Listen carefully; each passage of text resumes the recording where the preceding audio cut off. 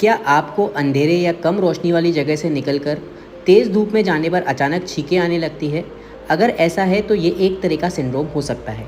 इसे photic sneeze reflex कहते हैं। क्लीवलैंड क्लिनिक के अनुसार फोटिक स्नीज रिफ्लेक्स को अच्छू सिंड्रोम भी कहा जाता है। अब बात करते हैं ऐसा होता क्यों है। जब आप तेज़ धूप में जाते हैं तो अचानक छींकें आने क्यों लग जाती है? दरअसल ऐसा प्रकाश की तीव्रता में परिवर्तन के कारण होता है।